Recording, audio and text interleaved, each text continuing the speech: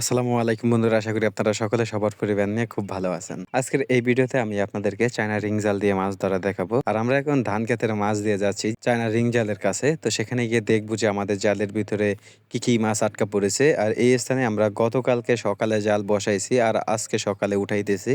তো দেখবো যে সেই জালের ভিতরে কি সাইজের এবং কি মাছ আটকা পড়েছে, তাই শেয়ার করব আপনাদের মাঝে। আশা করি আজকের ভিডিওটি খুব ভালো লাগবে। অনুরোধ করব ভিডিওটি প্রথম থেকে শেষ পর্যন্ত দেখবেন।